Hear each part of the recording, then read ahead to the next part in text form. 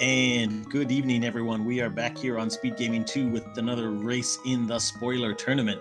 I am Cool Papa Bell 22, and alongside me is Mind of Me. How are you doing tonight? I'm doing fantastic. I'm excited for another race in the Spoiler Log Tournament. Our runners tonight are Tam and h3xodis. Two newer runners to the Randomizer community, but they're both excited for this spoiler tournament, so let's get going.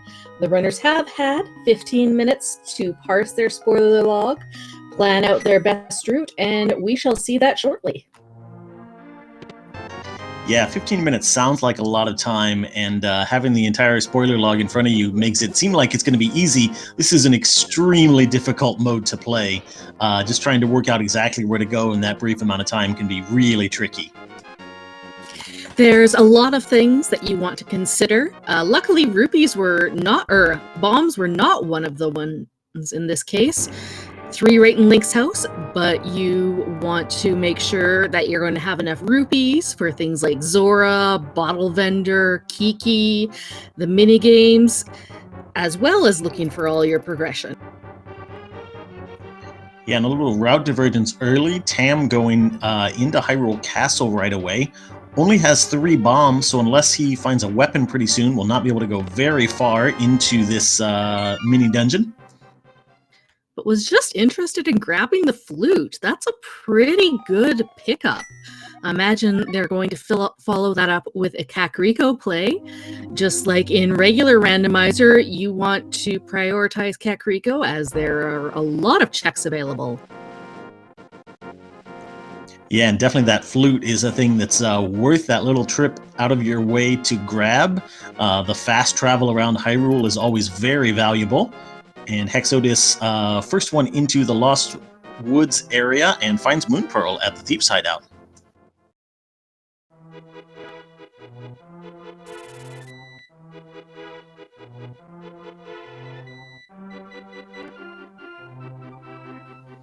And now Tam is following just behind and is heading in that direction as well. So both of our runners interested in grabbing some things out of Kakariko Village very early on. Get a little sync up between our runners here. h3xodis on their way into Blind's hideout.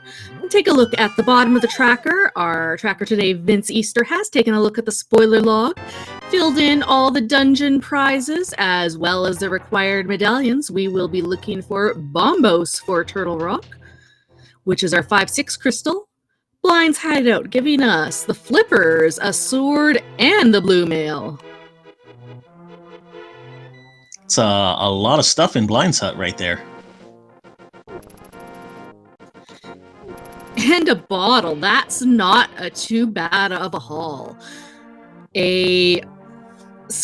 Safeties are one of the things that runners want to route in spoilers. Since you're opening up fewer chests, you get less safeties.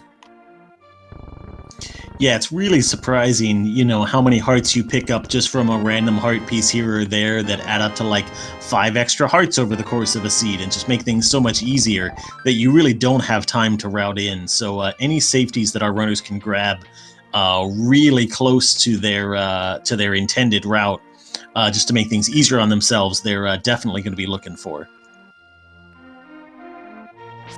h3xodis picking up some extra money over in the hideout. We'll have to see where that leads us to.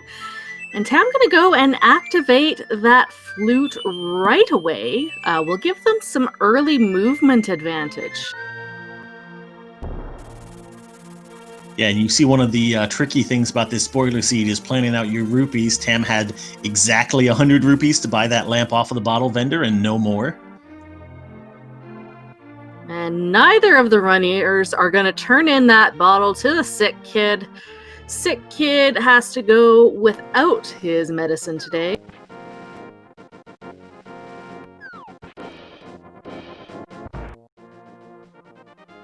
And then both of them making a beeline for the race game. We will see what they have here.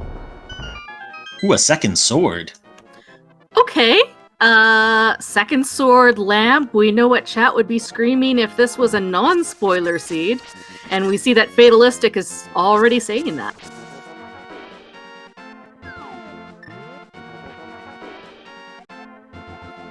Yeah, they're definitely a little suspicious that those are just about the first 3 items that our runners picked up, and h3xodis is headed directly back toward Hyrule Castle, whereas Tam headed down to South Shore. Alright, is making a stop off at the dam. Magic Powder. That is probably one of the most powerful safeties you can get in a spoiler log seed. The only thing more powerful than that is the armor, which effectively does double your hearts, as most enemies will do half damage with the mail, but it does not affect any of the trap damage like spikes. Yeah, it's a good tip for up-and-coming NMG runners, too.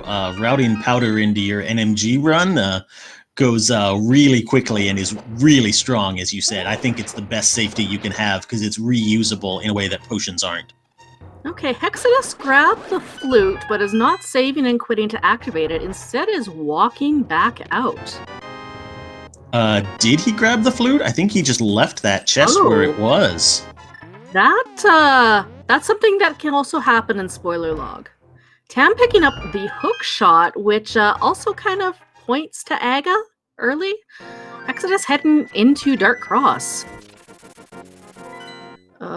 So hopefully h3xodis will see if that flute is required. Mire is the green pendant, but Desert is also a pendant.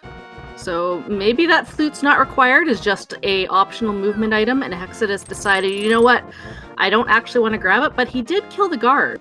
Yeah, it looks like he stole the key from the guard to come back here to Dark Cross, picking up Quake from Dark Cross, and is headed all the way back through to the sewers. And yeah, there is a discussion in chat that maybe he misunderstood what map chest is.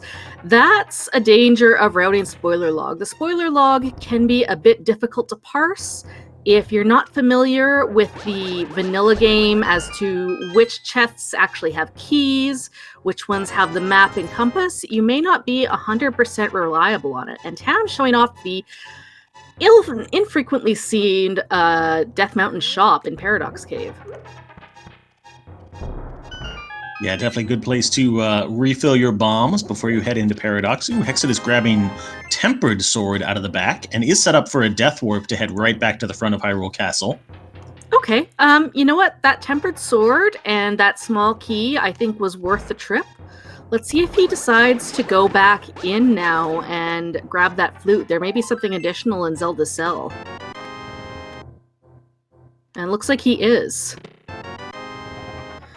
Tam grabbing another fairy in a bottle, another great safety, as well as a glove from Paradox Cave. Yeah, so it looks like Tam was routing in just that hookshot and flute very quickly to get that glove off of Death Mountain. You know what? Considering where the glove was, it looks like that's what Tam's strategy was to get that Tempered Sword. I actually like h3xodis's play a lot of stealing the key. I think that's really heads-up knowledge of how the keys work. Yeah, and looks like both runners really want that Tempered Sword as early as possible. If we are seeing an Aga play, Tempered Sword does definitely speed up that climb a fair bit. So yeah, so by stealing the key, h3xodis has saved himself a trip up Death Mountain for that glove.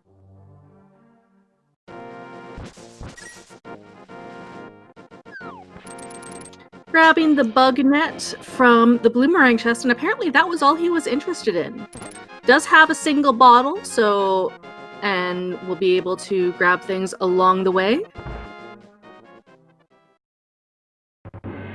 Yeah, powder plus bug net means you can just be catching fairies anytime you want to, just about. So really strong safeties. Tam not gonna go for that bug net, but this is indeed the Aga play. Lamp and Tempered Sword, fully equipped to take care of this. We have the Moon Pearl, have Glove and or flippers, as well as the hook shot. So King's Tomb will be available, and we can get over to West Dark World. A nice full magic drop that Tam got from that ball and chain guard. And routing and safeties, not only is that part of your 15 minutes of routing, it's also your criteria of yourself as a player. You know, you might be taking more time routing in safeties like that bud net, but if it prevents a death, then it's absolutely worth it. You have to route with what you're comfortable with. Yeah, and it's such a hard thing about rando in general, right? Of like, you know, you have to know your limits. You have to know, can I do this, you know, 5-heart Mothula fight or this hammer blind fight or things like that? Because you waste so much more time by, you know, taking those deaths than you do by routing inefficiently. So spoiler log, that's even more prevalent because you're so encouraged to sort of do a low percent run and pick up as few items as possible. So you have to know exactly what that lower possible limit is for yourself. All right, Tam making good work through Aga Tower as Hexodus is in his way to Mini Moldorm to pick up the hook shot.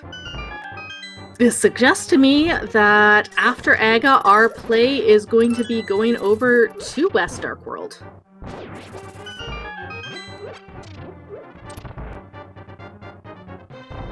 Yep, that would Hexodus absolutely make having sense. some issue with his controller, couldn't quite open that chest for some reason. That seemed a little bit weird. I've never seen that.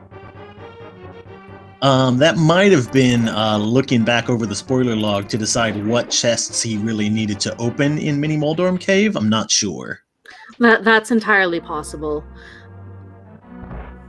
And is making that trip up the mountain for the glove. We'll see what that's required for. So regardless, we all have to make this trip up the mountain. And in that case, it kind of makes his move of stealing the key moot, since he could just be dropping down the back at this point.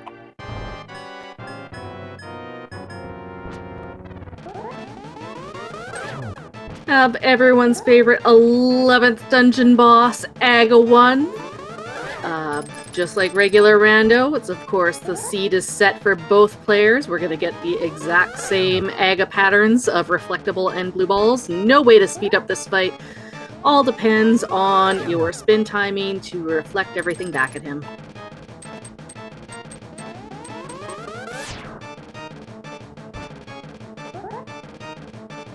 Yeah, no ways to speed up this fight. There are ways to slow it down, but I wouldn't know anything about that.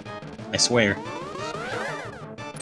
Yeah, I definitely haven't missed reflecting a single shot at Aga. I don't know what you're talking about.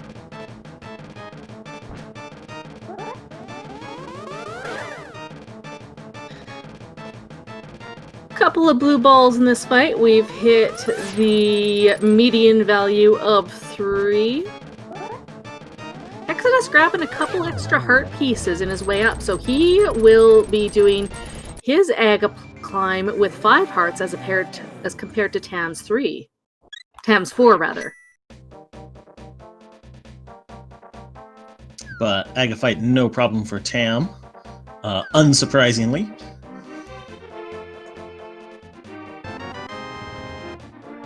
And hello boots right there on the pyramid. That feels good. With Tempered Sword, we can run all the way through enemies. That's pretty ideal boots placement.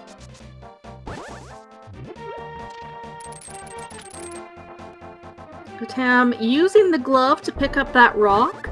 The other option would have been to swim, but the glove is significantly faster.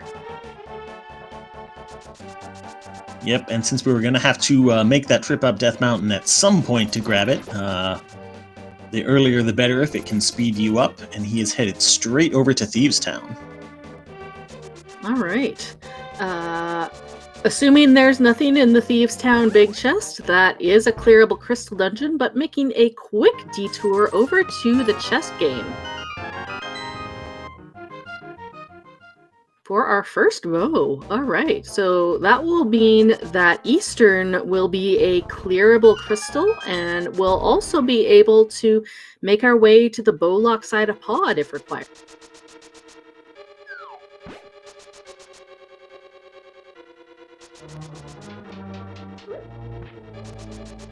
And that hookshot across the river is the reason why hookshot always makes me a little bit suspicious about Aga 1 during a regular seeds. We find the mirror here in Thieves Town.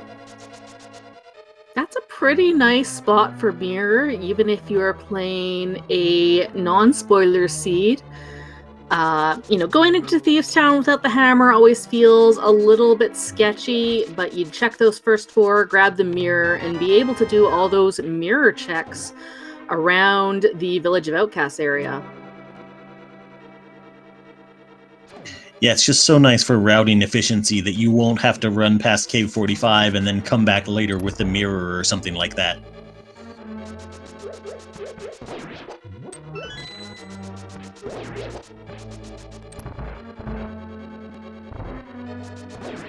Alright, this is going to be a nice standard Thieves Town run. Unfortunately, in spoiler, it really doesn't speed up Thieves Town at all, even if you can skip things like the actual attic chest, since you need to go to the attic and bomb the floor, and you need to go to the basement to rescue the maiden.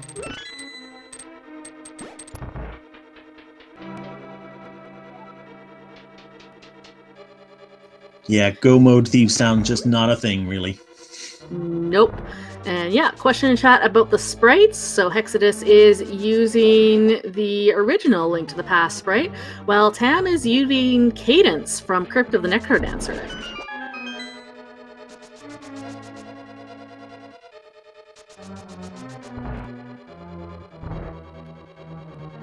Yeah, a couple of good routing choices by Tam, grabbing the Ocarina right away. h3xodis did some additional routing in Hyrule Castle to pick up the bug net, as well as stole the key to get that tempered sword early, but then still climbed up the mountain to get his first glove.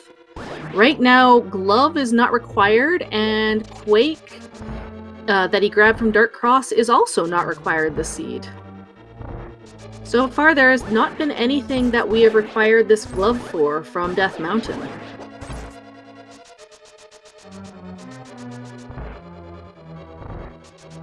But it does make routing through Thieves Town nicer, since you'd be able to pick up this rock in the room, otherwise you have to make a long thing. So that's 2 things that making the trip up the mountain and picking up the glove, yeah, I can agree with that now, you know.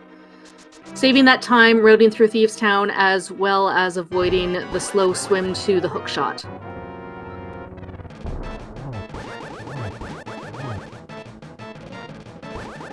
And simultaneous boss fights as Tam is running up against Blind, trying to execute this script for this boss fight.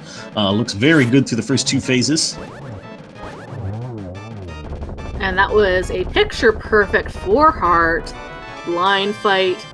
Only in the map, but we get our first crystal at 1740 in.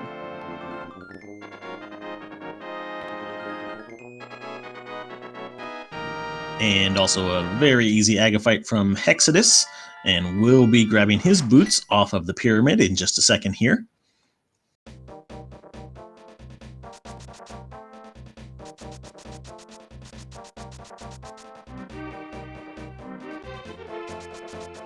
Grabbing the boots and then quitting out. That's an interesting play. So he's not going to grab that mirror from Thieves Town right away. And Tam heading over to Graveyard Ledge, but skipping that and going straight to Bonk Rocks.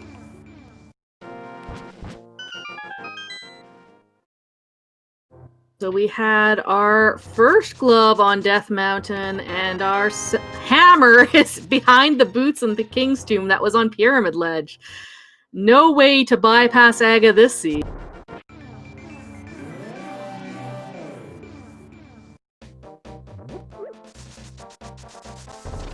And Hexodus doing some cleanup with those boots, grabbing Fire Rod out of the Bonk Rocks.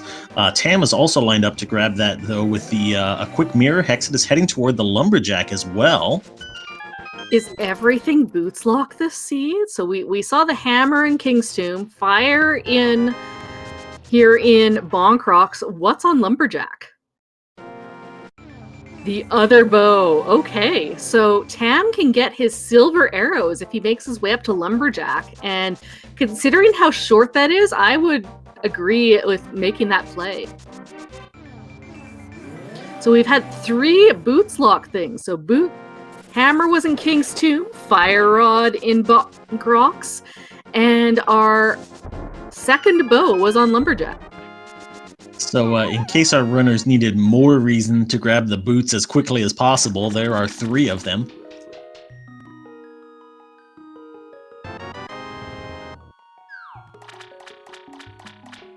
And Hexodus is not quite sure where he's going. Maybe thinking about Pod with that bow, but is going north over to that usual hookshot spot. So Tam grabbed his silver arrows from Lumberjack. Now as Tempered Sword Fire Rod will likely be completing Skull Woods at this point. Yeah, silvers will be helpful on Vitreous, the Armos fight for sure, Ganon naturally, and if we have to do Ice Armos in Ganon's tower, that's some more time that you pick up out of those silvers. I think that is well worth the little way out of his way that Tam had to go to grab those, and Hexodus as well. Grabbing a small key and then immediately using it to get to this bumper room. This is Skullwood's routing you'd never see in the vanilla rando.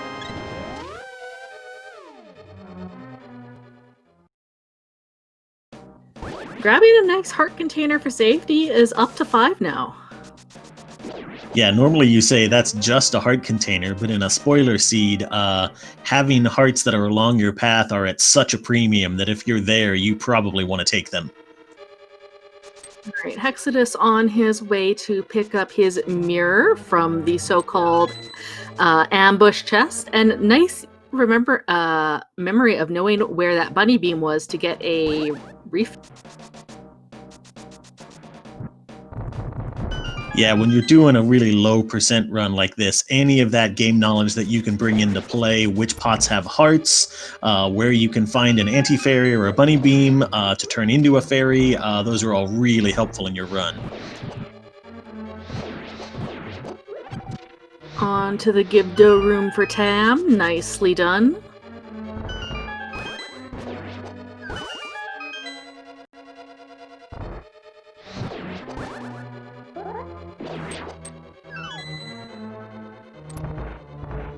Great work in that Skullwoods room to take care of the Gibdo with the key.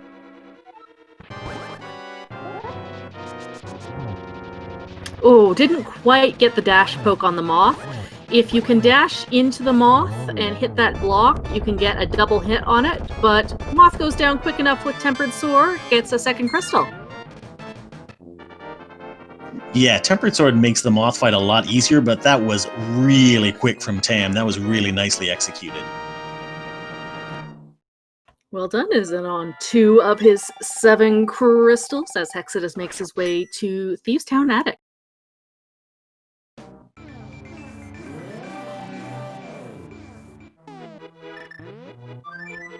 Apparently nothing else in this area in terms of Village of Outcasts. Tam fluting to 5. Likely, looks like Pod. Something in Pod has enough rupees with 11 to spare for Kiki. Can get hit once. It feels really bad in Spoiler Log if you have the exact amount of money for Kiki and one of those popos just decides to run into you.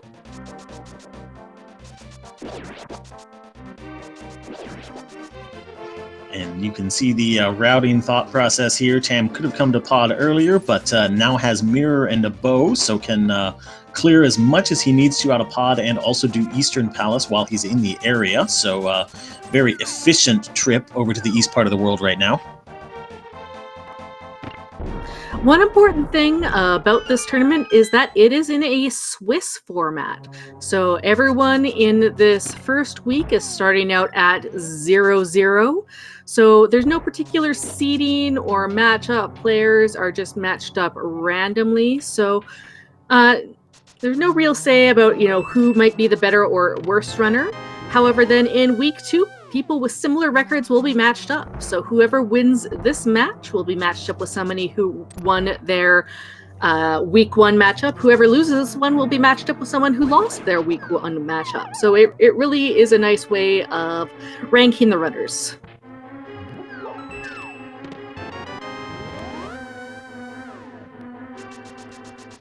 All right. Got a key from that Stealthos basement that will get us to the back of Pod. Doesn't look like there's anything interesting on the Bowlock side. Oh no, and Hexodus taken a death on blind, but does have that fairy in a bottle. Yeah, and just 1 hit left on blind, so shouldn't have any trouble finishing him off here, as Tam finds that King of Samaria in Palace of Darkness, setting up a hammer yump. Oh, doesn't quite get it, has to reset the super tile. And Hexodus gets his first crystal at 25-22. Hammer Yump is something that is done quite frequently by runners, as it prevents you having to grab an extra key to open up the dark maze. It is a double pixel perfect trick. Tam gets that on the nice second way, so it can save you time on picking up keys. Bottom of the dark maze is a heart piece that gives him a nice refill. And did Hexodus skip the other bow in the chess game? He seems to have, yes.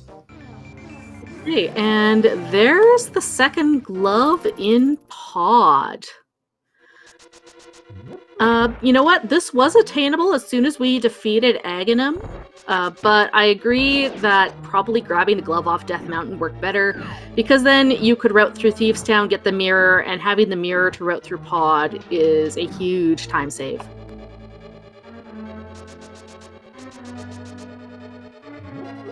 And yeah, at this point, Tam is really not looking at very much between here and having all the items on hand for go mode. I'm sure someone will tell me that technically they were in go mode from the very beginning of the seed because they know where all the items are, but probably looking to only make that 1 trip up Death Mountain before heading up towards Ganon's Tower and picking up Turtle Rock along the way. Yep, has made 1 quick trip up the mountain just to grab that glove, but I think that the time that glove saved in Thieves Town, in grabbing the mirror, and all the other nice little conveniences, well worth the trip.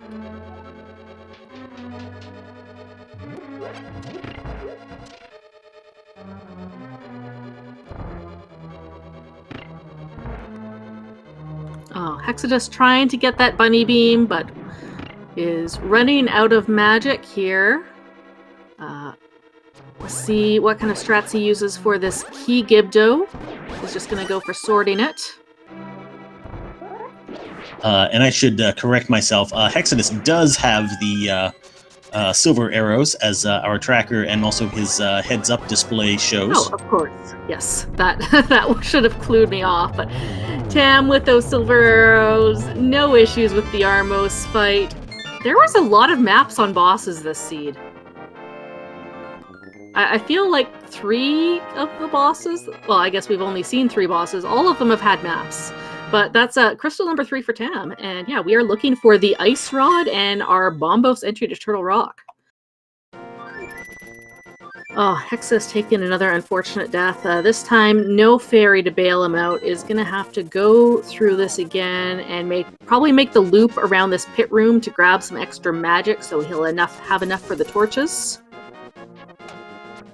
Yeah, and the low percent execution that our runners are sort of pushing themselves toward to try and go as fast as possible really just gives you no margin for error in these boss fights. I mean, everything in Mothula's Rune will do 1 heart of damage to you at the current armor level that our runners have, so not a lot of room to spare, and, you know, conveyor belts, spikes flying everywhere.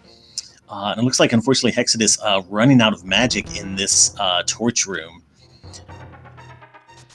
So, I would say probably his best play would be to go and flute to 2 to get a quick green potion refill.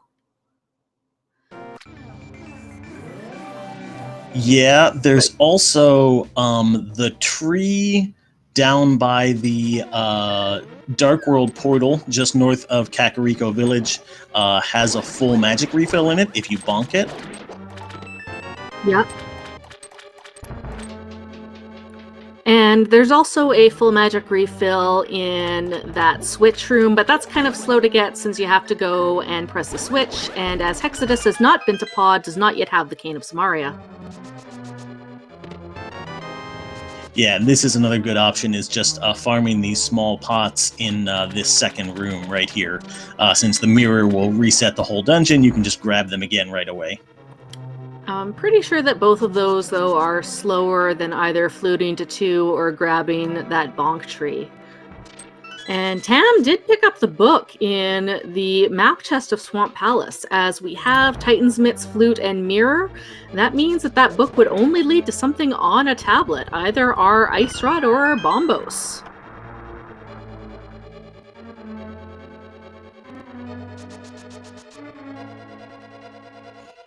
Exodus not going to take any chances, is going to save as much magic as possible using the lamp on the torches. That's a good...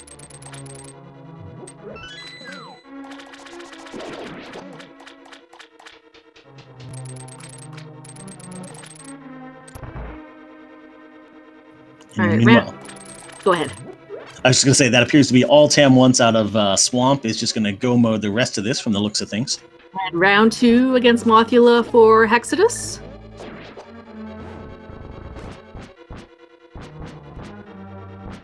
Getting good moth patterns, just needs 1 more hit.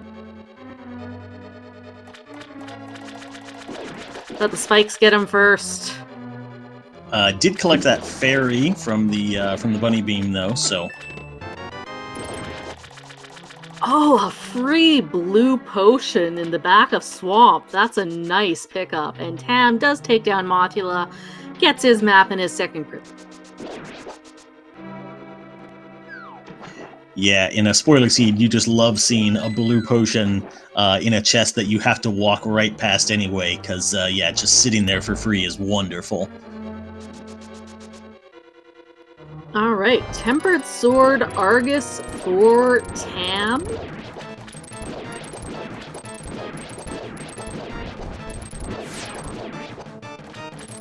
Not wasting any time with those hook slashes and setting up for the silver kill. Didn't even need to set up the spin. We get the blue boomerang from Argus and another crystal for his effort.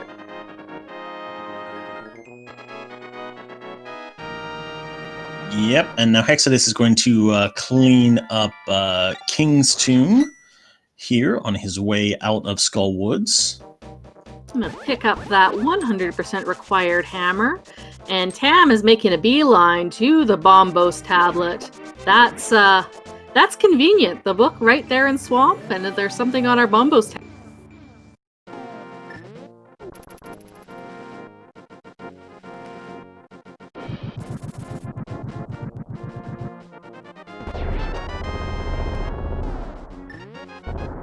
How about a vanilla Bombos? Amazing.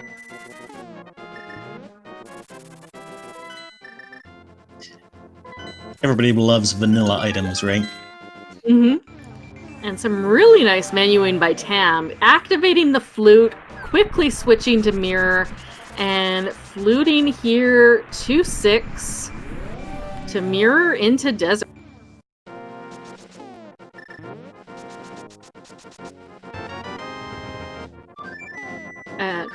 That's our Ice Rod. So that is in fact go mode for Tam, and I again just kind of want to mention this really impressive menuing by Tam. If you don't play the game a lot, depending on how many items you have in your menu, it can be difficult to menu, and Tam is doing it like a pro. Yeah, and it becomes especially hard in a spoiler seed because you're so used to, in a regular run, that your inventory gets pretty full at a certain point. But, you're not picking up any extra medallions, you might not be picking up a boomerang. It's actually really surprising how much the menuing feels like it slows you down when you start running spoiler seeds. Yeah, Tam just has a Ice Palace, a Turtle Rock, and a Hera, and pulling out that cane of Samaria. You know what that means, Cool Papa? Ooh, we're going to see that icebreaker tech. Absolutely. You want to talk a little bit about... Yes. I mean, the short version is Cane of Samaria is a very broken item.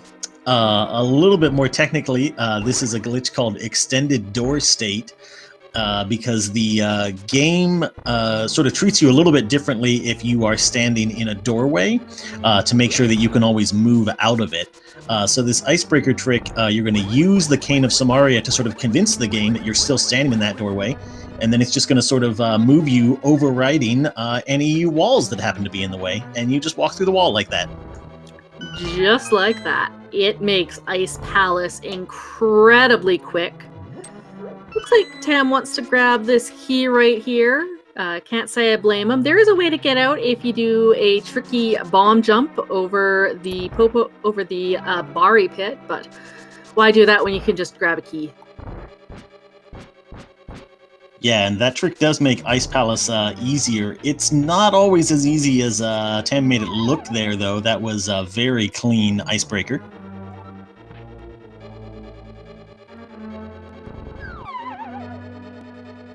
And he is already on his way down to Cold Stare.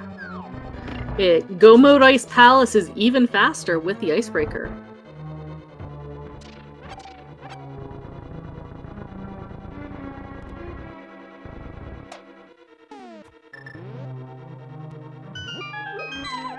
And Hexodus on his way into Swamp, gonna show off another glitch that Tam didn't get a chance to show off here. This looks like it's gonna be a diver down setup, as Tam is taking on his Cold Stare fight. Ooh, just misses the spin there. It's a really clutch part of this fight to get in a lot of damage when the puffs are all together. So he will have to improvise just a little bit for the rest of this fight.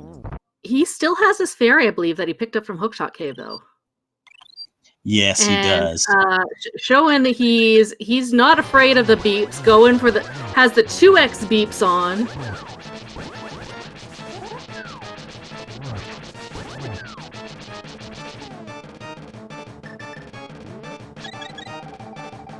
Hexodus skipped that blue goo in the back of Swamp that Tam just drank here to make the Cold Stare fight a little safer. Yep, and refilling that magic for the fire rod to just burn through those puffs.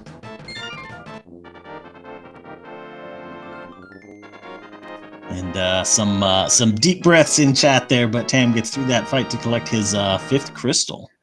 Whew. So all he has left is the mountain. Now, one interesting thing about spoiler logs is since the runners have all of the information as to where items are, stream watching is allowed. And so you can see where your opponent is and maybe decide, do I have time to go and grab some extra safeties? We'll see if he makes a stop at the potion shop.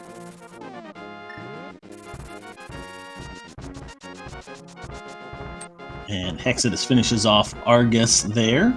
And yeah, as you said, showing off that diver down glitch as well. That's some weird stuff with layers and sort of convincing the game, you clip through the rail and the game thinks you're on the top layer, so it doesn't put you into the water, so you can just kind of walk right across the top.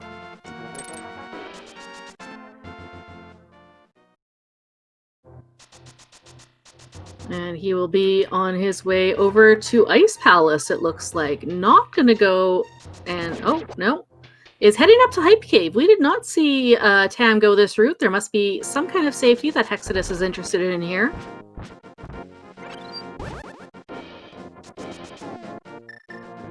Tam making good use of that fairy under the Bonk Rock at the top of Death Mountain, and we are our way into Turtle Rock.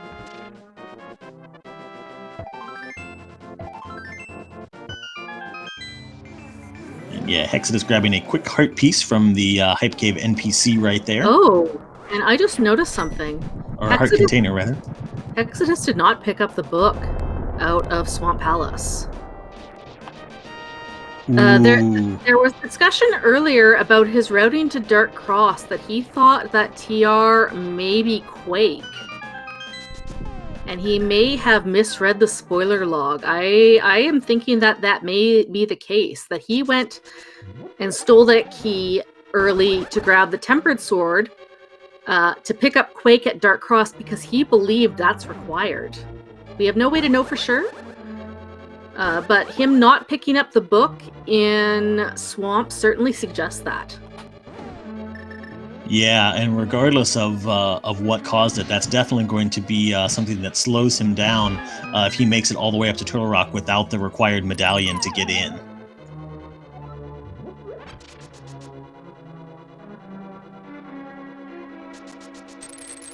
All right, Tam is in Turtle Rock, going to be his second last dungeon. No, was hoping that was not the map. Not an ideal key layout here in Turtle Rock. You'd love to see that big key early, but we're not being rewarded this seed.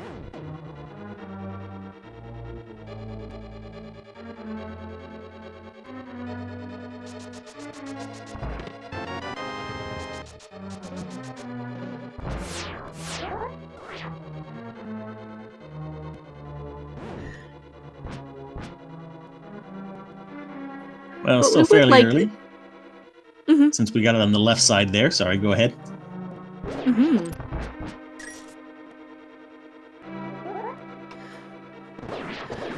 I was just going to say that we are approaching the end of the seed, but we would invite you to please follow both of these runners as they progress through the tournament. The great thing about Swiss is that there's 7 weeks of this, so everyone is guaranteed 7 matches. Everyone that you watch will be guaranteed 7 matches, but we can't guarantee they will be restreamed. So if you want to keep an eye on them, please be sure to give them a follow, watch them on their channels. Yeah, and especially in the spoiler tournament. I mean, these runners are really putting themselves out here to do this incredibly intense seed and this intense mode of rando that's really a lot of fun to watch. And so they're definitely runners to keep your eye on. So Hexodus opted not for the hammer yump. I don't blame him at all. It's a very difficult trick to pull off. Luckily, there was a convenient small key in the Terrapin room, and I would argue that, you know what, if you weren't guaranteed to get your hammer yump the first time, getting that small key might have been quicker. Yeah, especially since those mitts were at the top of Dark Maze, that you could just run in and grab them very quickly and then be done with it. All right, Hexodus making his way to go grab his Eastern Crystal. The Hokubuku got a little out of the way while he was trying to steal that small key.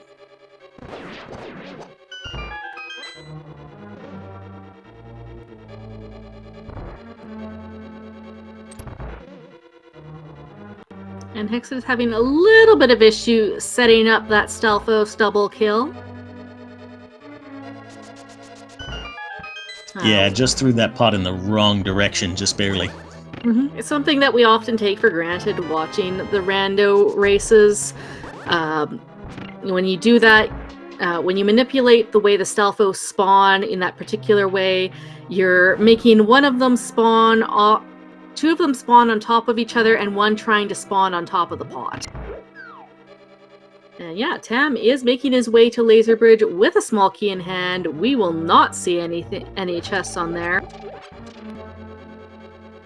And with only 6 hearts, gets fully refilled with those 2 hearts.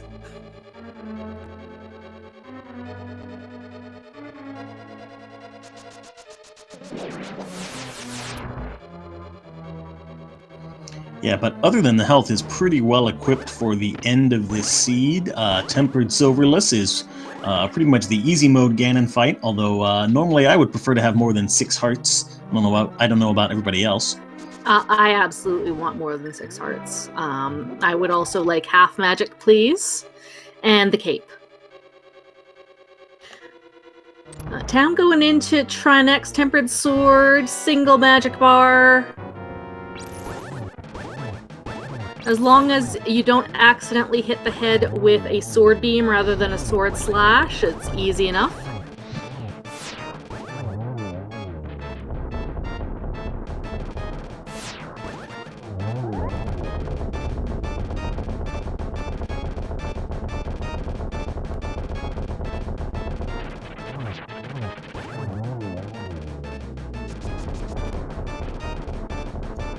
And really nice boss fights from both of our runners there. Hexodus burning through the Armos Knights with those silver arrows, and Tam having no trouble with that Trinex fight. All right, and we get a vanilla heart container on it, so gonna have 7 heading into not Ganon's Tower, but Tower of Hera. And Hexodus hitting this portal again. I wonder if you realize that, oh yeah, I need that book and I need that Bombos tablet. And Tam just really destroying the seed. Really excellent routing, excellent execution. Exodus certainly not making bad choices, but it really demonstrates how difficult this mode is. Yeah, if you haven't misread a seed and had to completely reroute things in the middle, you just haven't played enough spoiler yet. Exactly. There's always one little thing that can trip you up. And Tam is going for the hook speed Herapot setup, and that was amazing. he didn't even need to wiggle. He just got hook speed, lined himself up, boom, Herapot. That was Yeah, that was incredibly clean. Wow. All right, and that is Moldworm down, and that is going to be his 7th crystal.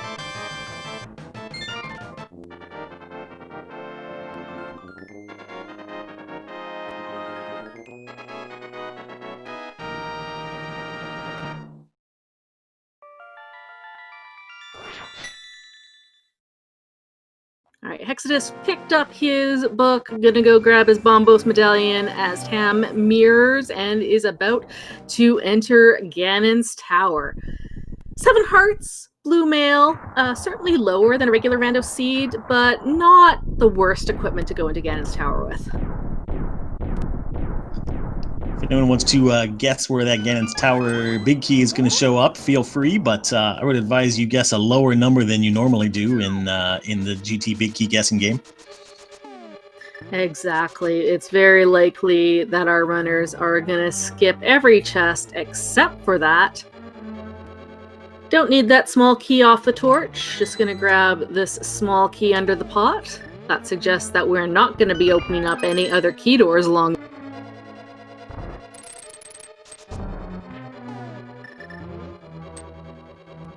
Exodus going into Mire Shed, picking up a nice extra heart container. That's pretty good. Ooh. So we get a small key, a big key, a heart container, and the cape in Dark Magician Room. That right there is a Ganon's Tower Climb Care package, ladies and gentlemen. Yeah, that pretty much hit your whole wish list there. Got the cape. No half magic yet, I guess, but other than that, pretty well set up for this GT climb and Ganon fight. Exactly. 2 keys. You won't need to worry about the mini helmet at the top. You can just open both of those key doors and make their way through. Nice manipulation of the mimics and mimics.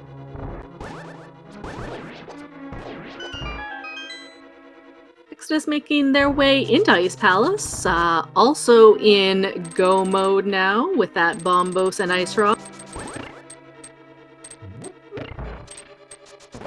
And we will get to enjoy Tam's climb up the tower. And with what we've seen from them so far this seed, I have a feeling this is going to be a treat.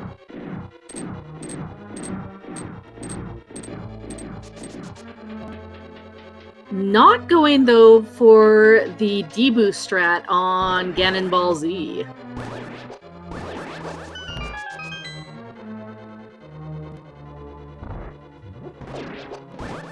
One of the one of the strats that you often see runners do is purposely fall off the bridge to give themselves iframes. Then you can just dash through all the cannonballs and save yourself some time.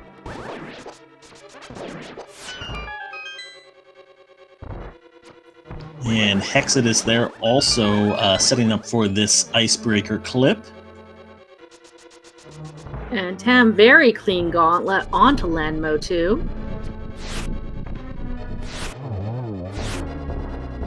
Oh, didn't quite have the setup for the one cycle. Hexodus not getting that icebreaker quite on the first try, but gets it second try. Nicely done.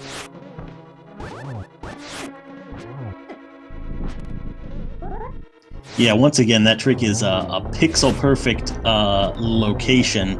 I think there are a couple of locations that work, but you have to be in a very specific spot to kind of clip one pixel into the wall to get that Samaria block down in just the right spot. All right, Tam recovered after that Landmo 2 with a nice Wizrobe 1.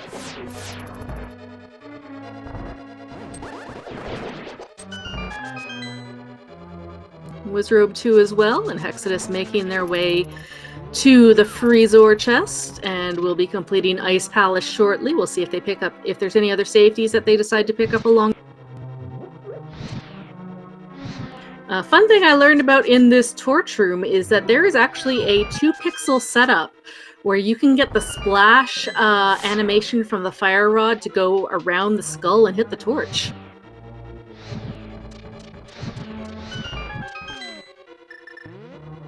Yes, big shout out to Pika Pals for showing that off in a race the other night.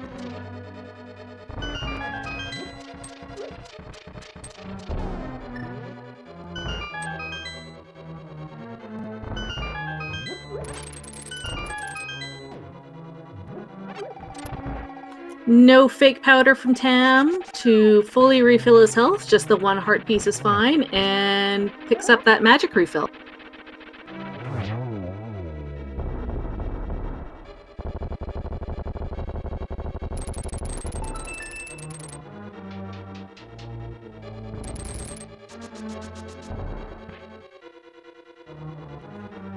Oh no, and another unfortunate death for Hex, but has another fairy that they have picked up. Again, it's all about the safeties that you know that you're gonna need. Yeah, and Hex does have some magic left to use a Fire Rod. Not surprisingly, that works pretty well against the Ice Boss, so we'll see if that helps get rid of one of these puffs, and then the fight just gets easier from there. And Tam is on to Aga 2.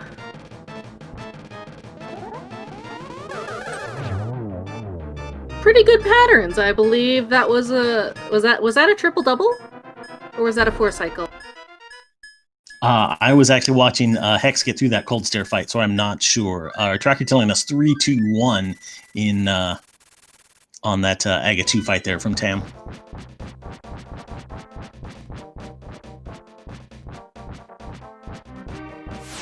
All right, Tam is on his way. Tempered Sword, Silver's Ganon.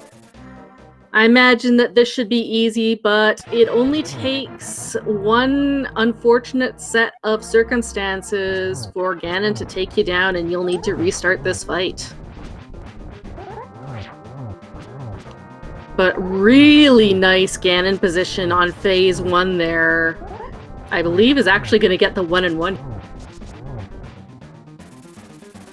Let's see if Ganon is warping into phase 3. He is. That was a really good 1-1. That was exceptional Ganon warps. Got a lot of double hits, did some spin dashes. Really nice early Ganon from Tam. Yeah, those double spins using the bottom wall there, really nicely done.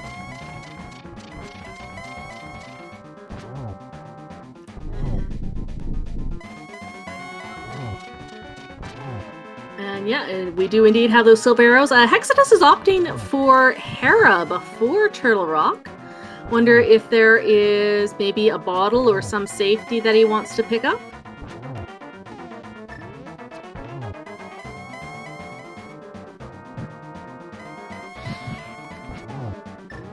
And one more silver arrow for Ganon. Get some GGs in chat for Tam.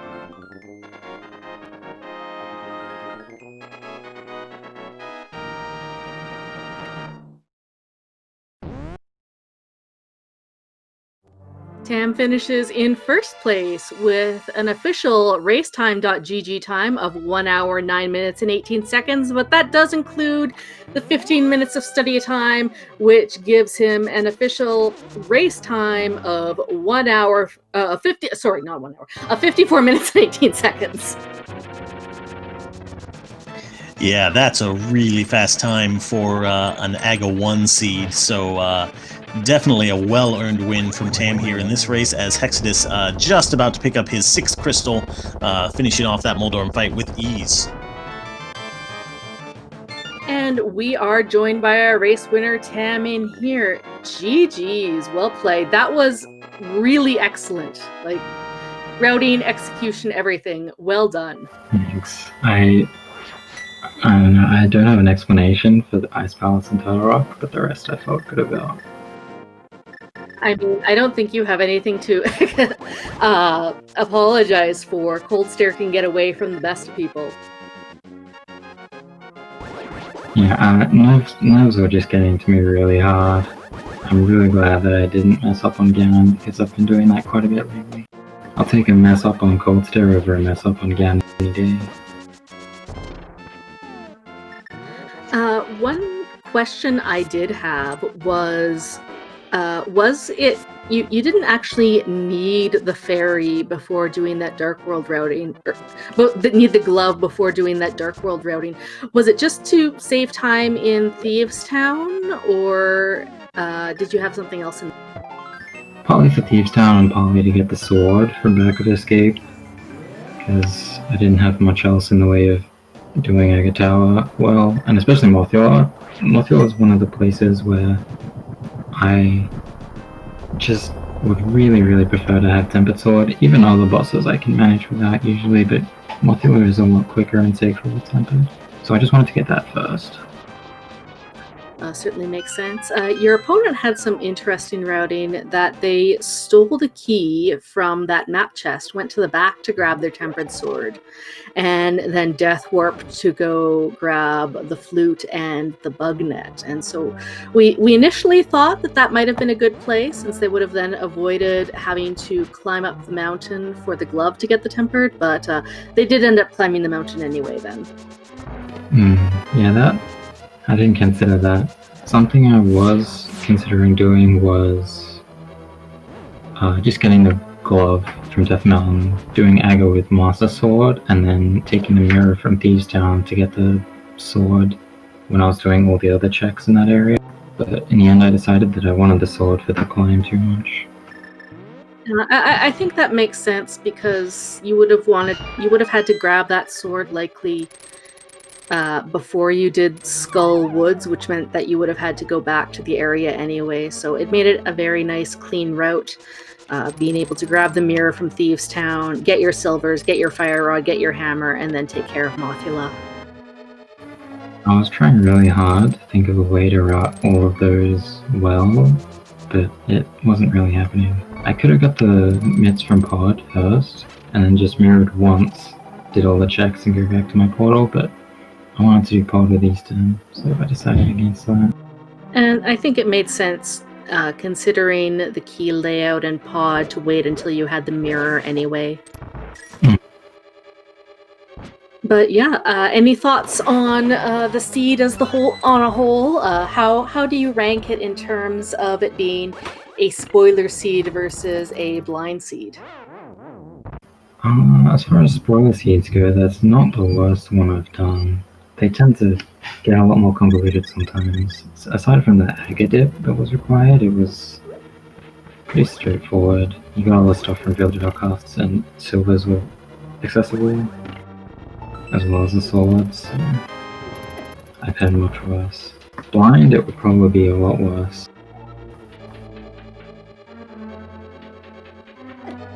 Agreed.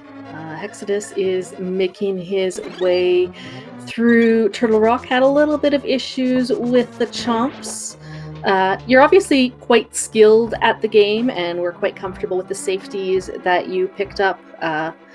Were there any safeties you'd considered along the way? There was, like, for instance, a heart container in Mire Shed that you could have picked up for Ice Rod, and another one in Hype Cave, or were you fine going through Ganon's Tower on the 7 Hearts? My original plan was actually to grab those 2 heart containers, as well as a piece of heart in Hype Cave to complete my 4. I got a different piece of heart, so I didn't end up going to Hype Cave. That was actually a little bit more safeties than I tend to get. I got the powder really early on and then never used it. I also got the cape, which I didn't use from GT. When I started practicing these, I did a few runs setting limits on how many safeties I would get, which was really good for figuring out where my boundaries are and practicing really low % execution. But obviously in a race, I'm going to be a little bit more conservative with safeties so that I don't die. Yeah, and certainly the powder is helpful with that, since you have that as a backup, but you don't really necessarily need to have a lot of hearts if you always have the powder to refill yourself if you need it. Yeah, powder is definitely one of the strongest safeties.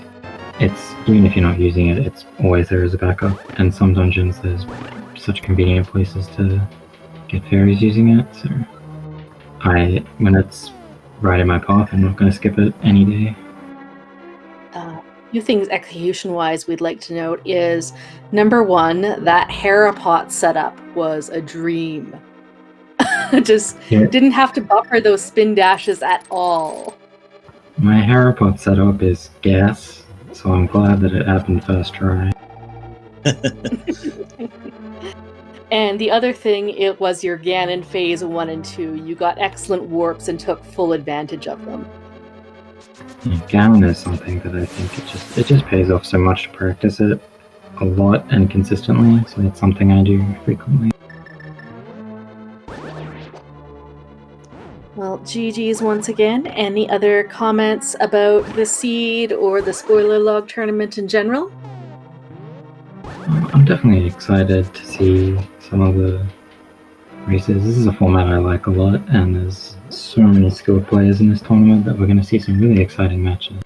And I think generally it's just good practice to do spoiler seeds, where you get to test your execution and routing without worrying about randoing you in your ice road hunts and whatever. So I definitely am a huge fan of this tournament. And how do you structure your 15-minute study period? If you don't want to give that away, I mean. No, that's fine. I usually spend the first few minutes just finding all the items and writing them down. I have like a setup for my notes, and I just go and fill it out. And then I can spend a few minutes finding things like rupees and early bombs, and figuring out how many rupees I need to spend on the seed. I was very, very happy with how I ended up the rupee routing this seed. I ended up with just enough. And then from there, once I know where all the items are, it's usually straightforward to figure out the route. I kind of just get safeties where I can instead of trying to get them early. I want to call out h3xodis' very nice Trinex fight. He's had a little bit of struggles this seed, but had a really good fight there. Has his 7th crystal and is on his way to Ganon's Tower. Yeah, especially that third phase of Trinex, getting the double spin on the head as it was coming out of the shell, and then just one more slash to finish Trinex off.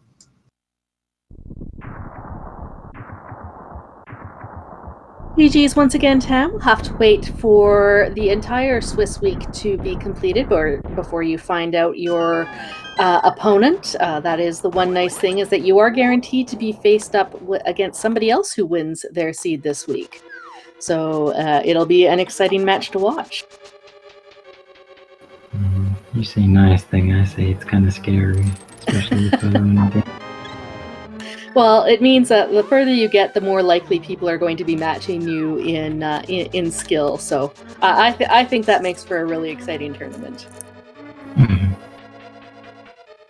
Well, thank you for joining us, and just a reminder once again to please follow both of our runners. We're going to be watching h3xodis as he makes his climb up the tower. And there's going to be plenty of other spoiler action coming up in the next 7 weeks of Swiss. Also a good time to shout out our tracker and setup helper for the evening, Vince Easter. Thank you very much for keeping track of everything. It's an even harder job in the spoiler seed when the items come pretty fast without all those pesky filler items in between. Absolutely. And unsurprisingly, Hexodus also picking up those safeties in the Stalfos room, the cape, and the extra heart container, and makes his way to climb up the tower. So we'll get to take a look at his execution through this Ganon's Tower Gauntlet.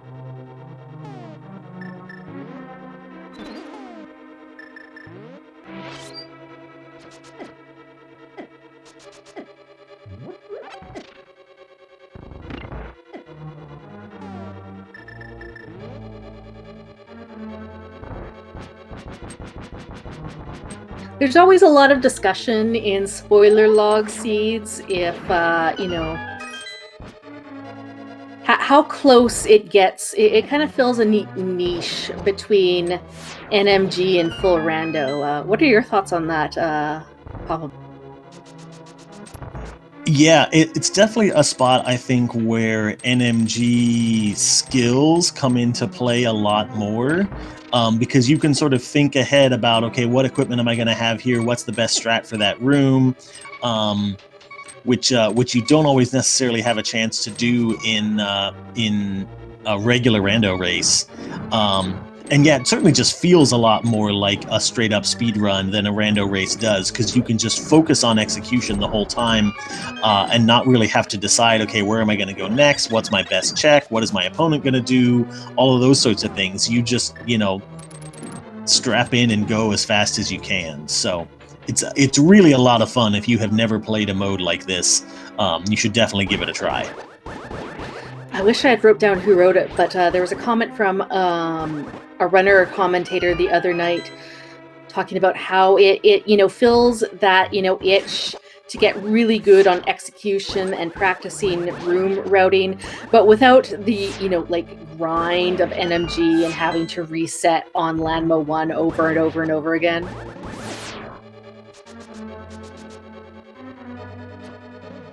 Yeah, and it's really good training because you can sort of, run a spoiler race and then say, okay, what part of that was the scariest? Was it the Master Sword Cold Stare fight?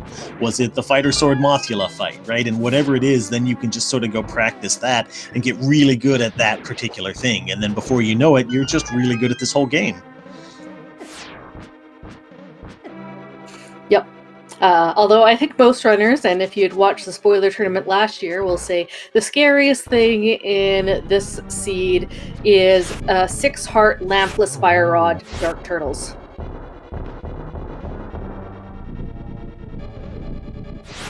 Yeah, Dark Turtles are never fun.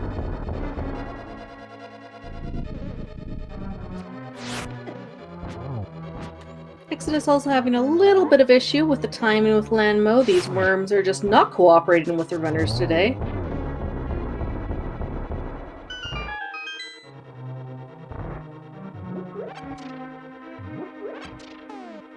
Are the runner Tam commenting in chat that you're supposed to hit the Landmolas? Who would have thought? I will have to try that the next time I run this game. Imagine killing enemies.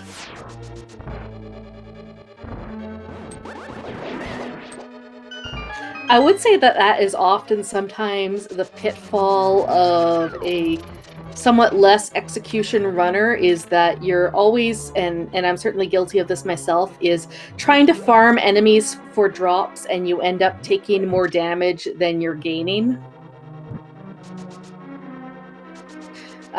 When you watch the really high tier quality runners, is that they kill the absolute bare minimum number of enemies, and they feel perfectly comfortable walking around on 2 or 3 hearts because they know the enemy RNG and the enemy pattern. Yeah, and it's kind of surprising when you start trying to be careful in a certain room because you get low on hearts or things. That's where things just start to go completely off the rails because you spend more time in the room and then the enemies do things that you've never seen before, or you're just in a position that you don't expect to be in. And sometimes just going fast and doing exactly what you're used to works out better.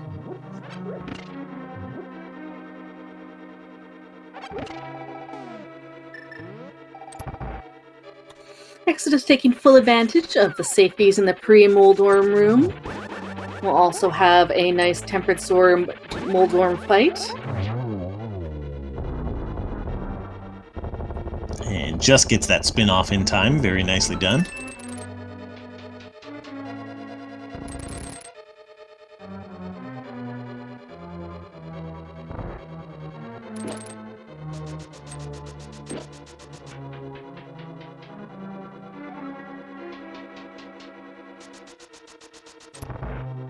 And as Hexodus makes his way into Aga 2, just to talk a little bit about the schedule. No more races scheduled tonight for Spoiler Log. Once this gets completed shortly, there are a couple of Zelda 1 races going on. Their Random Percent tournament is wrapping up. Random Percent is a really fun mode. I would say it's almost analogous to Mystery Mode for Link to the Past, where the Zelda 1 seed is run with random flags. So you can have a thing where you start with all 8 Triforce pieces, and the goal is just to find level 9. You may not even need to kill Ganon. I was not aware that they had that particular thing. That sounds fascinating, and could be a really interesting tournament. Or is it a tournament or just some races going on? It is a tournament. They are wrapping up towards the finals right now. Excellent. That sounds like fun. And Hexodus dropping into Ganon here. All right. Also taking advantage of that warp to get 1 spin in to do that double hit. Definitely worth the knowledge, but you know what? It can be a little bit scary getting so close to Ganon and delivering those spins. And nice use of the hook shot there to use those iframes as the fire bats come flying at you. Takes a few too many fire bats, but has a fairy to spare.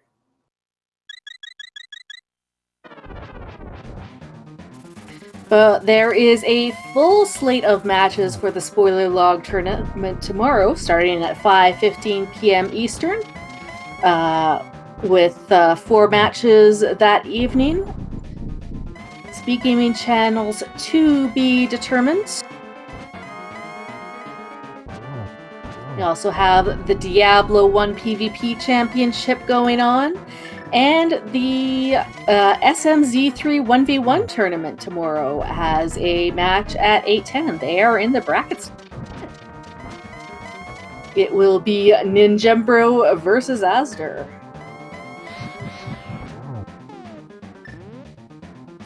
Spoiler races tomorrow will be 1UP40 versus Senin, Mercer versus Ack the Boker, Matt7898 versus Revenant, and Ace0187 versus Cadenza.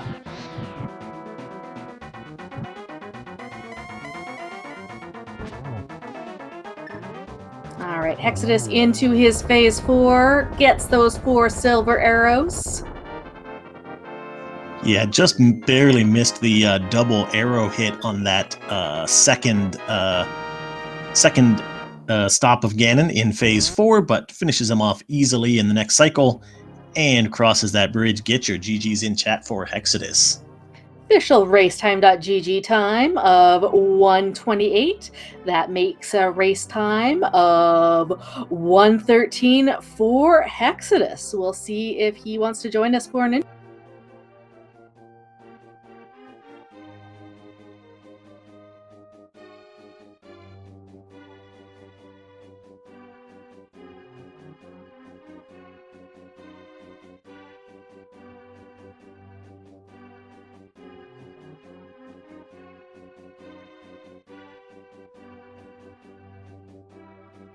And we are joined by Hexodus. GG on that seed. GG. How are you feeling? That was ridiculous. Totally forgot to write down bomb. We were wondering about that. Yeah, that was my bad. I realized it. When did I realize it? Whenever I went back for it, basically. As the cutscene was happening, I was searching the document, realizing, oh, yeah, Bombos is on Bombos. Book is in Swamp. Well, so I'm going to Swamp. Oh, right after you had cleared. Yeah, we had noticed once you had finished Swamp that you didn't have the book. And we're I like, kind of go-moded it. Mm-hmm. Now, my notes clearly say Swamp Boss Boomerang. One thing we had wondered is your early routing in the game. I think it was originally a pretty heads-up play to go and steal the key from the map chest in Hyrule Castle. Do you want to talk about that?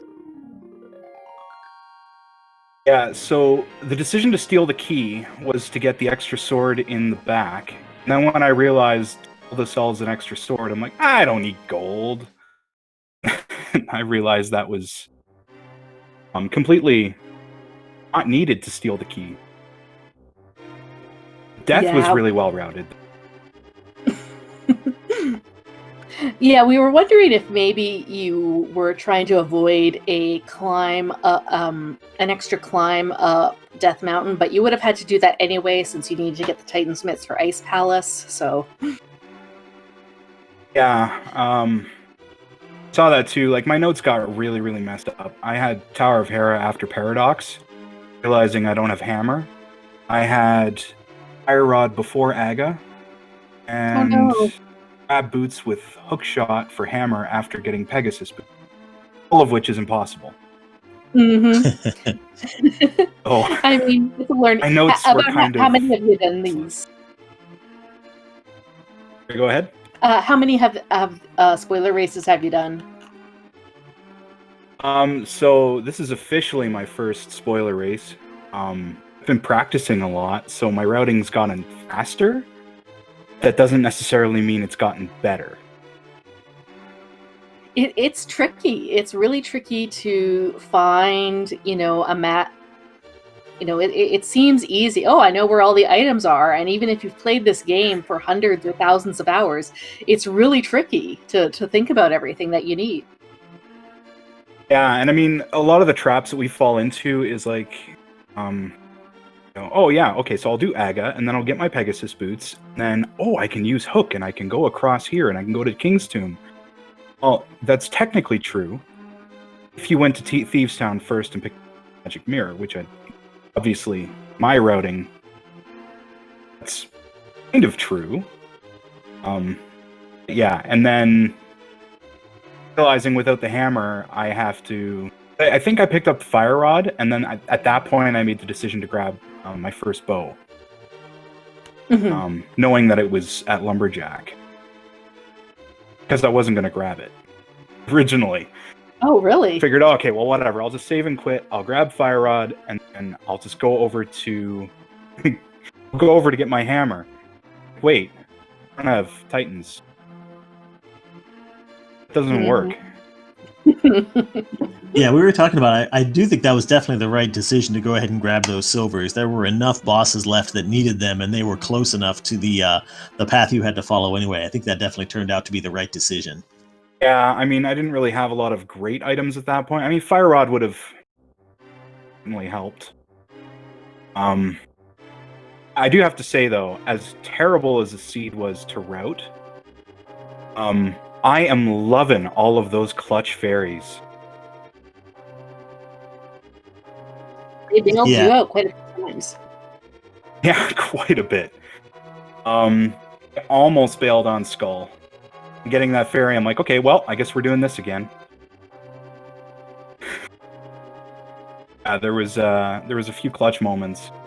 Then I killed that Tektite on Death Mountain, having had the net out for the fairy in the Bonk Rocks. Then I was very upset when it dropped a fairy. I had switched to hammer, and I'm like, no! Oh, That would have been so cool. I just left it at net, and that was the drop. Completely by accident. Whatever. Somehow Rando manages to rando you anyway. Oh yeah, like, it's such an interesting game. And then just the way that it puts you in weird situations. Like, I was unsure for the first 4 or 5 minutes looking at it whether it was going to be Aga required. So much so that I actually didn't grab the lumberjack item and put it in my route. It was an afterthought. Oh. Yeah, there's a lot of things I would have done differently. Definitely doing the back half of Escape cost me quite a bit of time. A couple of those unfortunate deaths. Luckily, Moth is fast enough to get back to, but not having magic when you go back, bad. Yeah. Are you aware that there is a full magic pot in the middle part of Skull Woods? Yes, but I figured the time it would take me to do that, I could just grab the two that are really close and use Lamp and then Fire Rod the last one. That's fair. I mean, I thought about it. Then you have to go all the way back. And you have to get through the room with the Gibdos with the statue. I'm not sure if I had Samaria yet. I don't think I did. Yeah, I don't think either of you had Samaria when you went into Skull Woods. So yeah, that definitely would have slowed down going through the Gibdo room. Realized I got the perfect collection rate. Nice. One thing that I'd like to comment on is that your Trinex fight was really excellent. You did a fantastic job on the heads as well as phase 3. Got that perfect double spin. You got to show us Diver Down, which we didn't see from Tam, and you got your Icebreaker second try, so that was really nice. I don't know what happened with the first try Icebreaker. But these are all things I practice. May not look like it very much, but Moth really messed me up. Horrible patterns both times. And Blind was really uncharacteristic of me. I don't typically die to Blind, even with hearts. Especially not with Blue Mail. How it goes. I can guarantee it has happened to the best runner sometime. And I mean, that's why I had Fairy. It was constantly refilling. One thing that we talked about a lot is that part of Spoiler Seeds is the Spoiler Rod. Part of Spoiler Seeds is routing in the safeties that you as a runner feel the most comfortable with. And if having extra fairies saves you time down the road, then it's absolutely worth grabbing them. And I mean, I feel like it definitely did. There were definitely a few spots where not having a fairy was bad.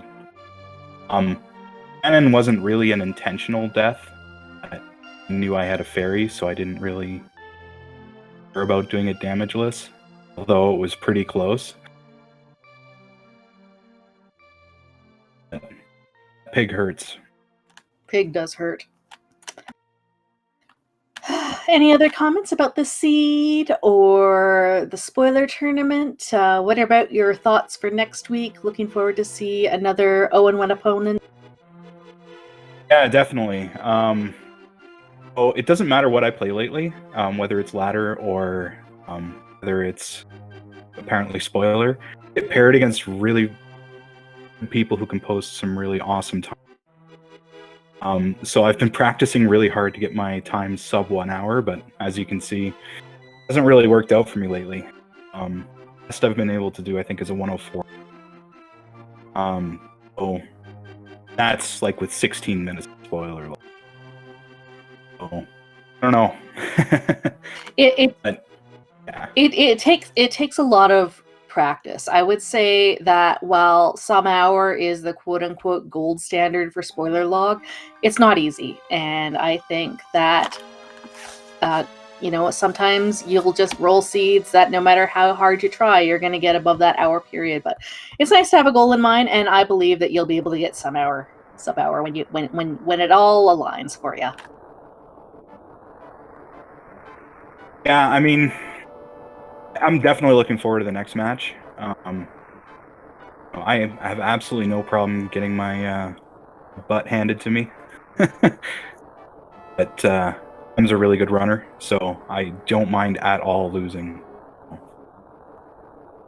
This will be a good one to rewatch and with my chat comment on where I messed up. Yeah, I would absolutely, rewatch, and you can learn a lot about, oh yeah, that's an option, could have thought about that. And I was like, and make sure to congratulate yourself on the good things that you do. It's really easy to watch back and only comment on the negative. Make sure to look for the good things. I would say the Trinex fight was definitely a highlight.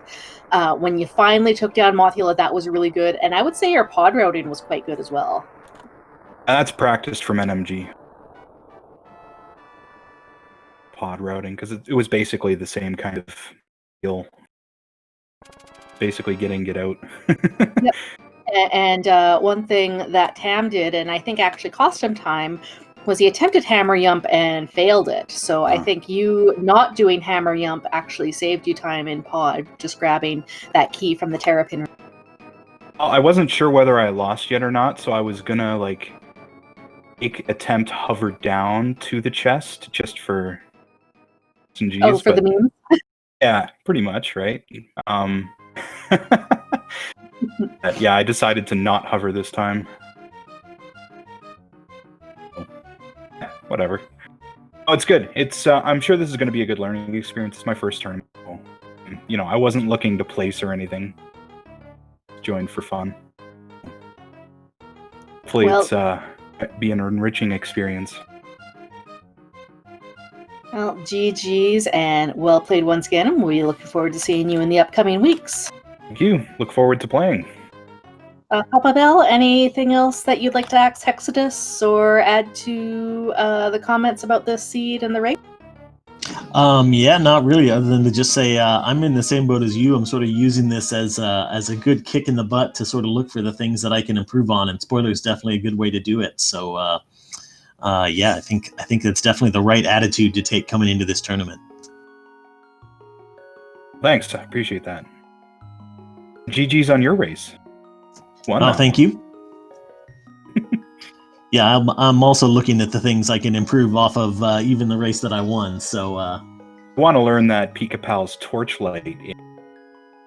Yeah, that's we were discussing that in the booth too. That's a good one, but 2-frame tricks might be lower on my list to learn. Yeah, no kidding. Well, I mean, Icebreaker is a 1-frame trick. Hammer Yump is a 1-frame trick, so... Oh, Hammer Yump is double pixel perfect. Double pixel, sorry, right. In a small time frame. I can do it, but other than Key Sanity, you just don't see it. True enough. All right. Sad. Yeah. Awesome trick. Yeah. Well, I think some NMG runners... I think it started with NMG, actually. Yes, because it saves 30 seconds overall in the NMG route. I think that's about it for us tonight. I want to thank our tracker, Vince Easter, for hitting the buttons, and my co-com, Cool Papa Bell. It was a pleasure sharing the booth with you this evening. Absolutely, I had lots of fun, and thanks again to both of our racers as well.